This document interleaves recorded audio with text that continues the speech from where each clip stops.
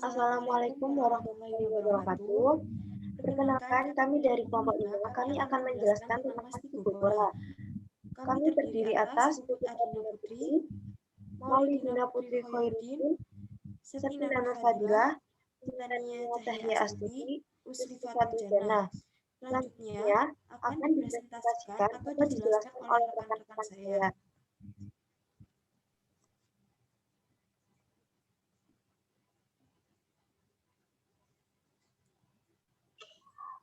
Flagellata Mastigopora adalah protozoa yang bergerak dengan menggunakan flagel atau bulu cambuk. Istilah flagellata dalam bahasa Latin ialah berasal dari kata flagel, yaitu cambuk. Sedangkan Mastigopora dalam bahasa Yunani terdiri dari kata mastik yang berarti cambuk, dan poros yang berarti gerakan. Secara umum, berdasarkan struktur morfologinya, flagellata dibedakan menjadi dua kelompok besar, yaitu Phytoflagellata dan Zooflagellata. Phytoflagellata memiliki lapisan luar yang terbentuk dari plasma pengandung protein seperti euglena. Bereproduksi secara seksual dengan cara konjugasi dan secara aseksual dengan cara membelah diri. Contoh yang terkenal adalah Euglenoida, Volvosida, Dinoflagellata. Zooflagellata, habitatnya di air tawar dan di air laut. Sebagian besar dari Zooflagellata adalah bersifat parasit, walaupun ada juga yang hidup bebas dan memiliki bentuk tubuh yang mirip dengan leher porifera. Zooflagellata mempunyai flagella yang memiliki fungsi untuk menghasilkan aliran air dengan menggoyangkan flagella. Contoh yang terkenal adalah dari genus Trypanosoma dan Leishmania. Keduanya bersifat parasit pada tubuh manusia atau hewan.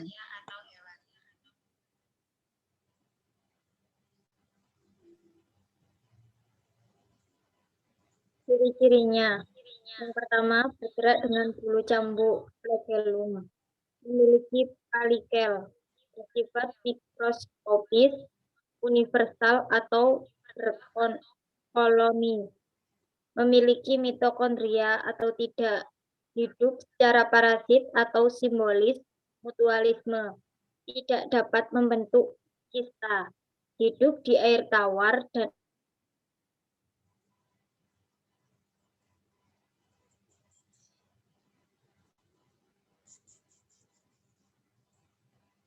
bentuk tubuh yang tetap tanpa rangka luar. Tubuhnya dilindungi oleh suatu selaput fleksibel yang disebut dengan valigele. Di sebelah luarnya terdapat selaput plasma.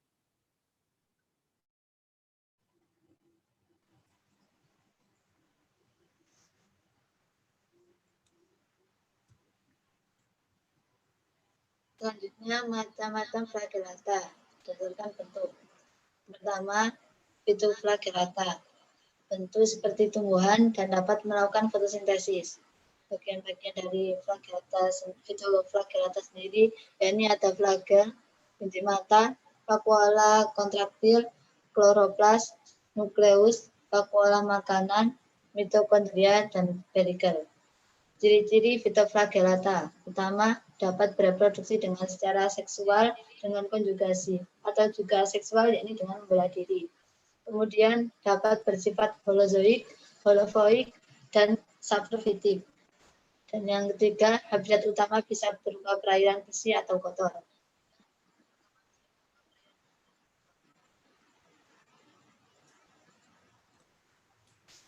Selanjutnya, klasifikasi Phytoflagellata. Ada 3 kelas. Yang pertama, Euglenoida.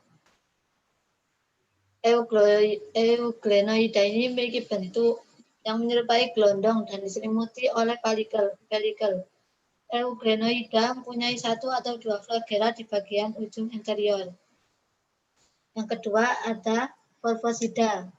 Umumnya berbentuk bulat dengan hidup secara soliter atau berkoloni. Volvosida mempunyai 2 flagella dan dinding sel Volvosida tersusun atas selulosa. Dan yang ketiga ada flagellata. Maaf, maksud saya dinoflagellata. Dinoflagellata ini memiliki bentuk tubuh yang bervariasi, tetapi kebanyakan lonjong dengan warna yang kecoklatan dan kekuningan. Dinoflagellata merupakan penyusun plankton laut.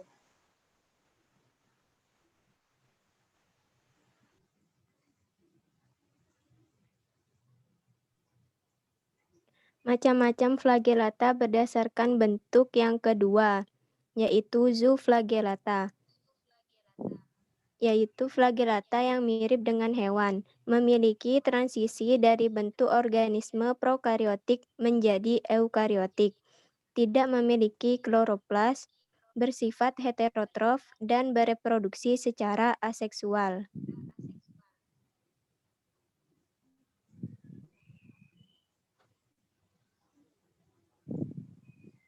Klasifikasi zooflagellata.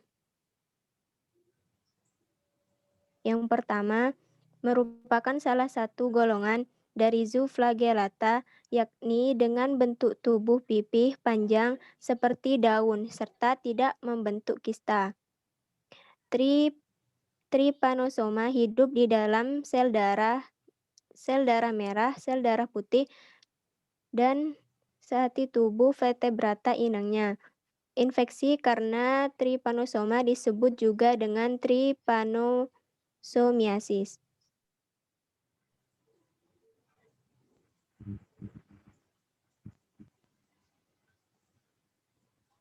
Zooflagellata yang kedua yaitu Leishmania, merupakan protozoa golongan zooflagellata yang biasanya itu akan menyebabkan penyakit pada sel-sel endotelium, yakni sel epitelium yang melapisi jantung, pembuluh darah, serta juga pembuluh limfa. Leishmania itu terdiri atas Leishmania donovani, yaitu habitatnya ini pada sekitar laut India serta Mesir. Leishmania ini juga sering menyebabkan penyakit Kala-Azar. Leishmania tropika, habitat di Asia serta sebagian itu di Amerika Selatan, sering menyebabkan penyakit kulit yang sering disebut dengan sebutan Oriental Sore. Leishmania brasiliensis, habitat itu berada di Meksiko serta Amerika Tengah dan Selatan. Leishmania jenis ini juga sering menyebabkan penyakit kulit.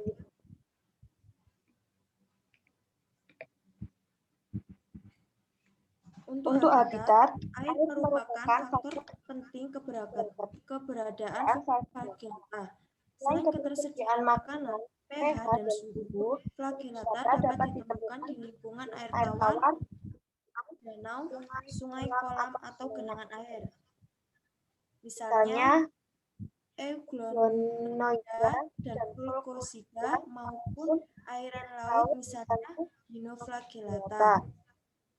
Spesies zooflagellata sebagian besar bersifat parasit, namun ada pula yang simbiosis dengan organisme lain, misalnya Mesotricha dalam usus sayap.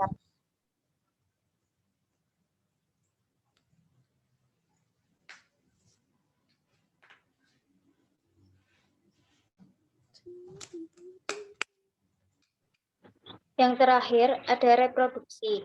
Flagellata bereproduksi secara aseksual dengan melakukan pembelahan biner dengan arah membujur. Dari satu sel dihasilkan 2 sel, dari 2 sel dihasilkan 4 sel.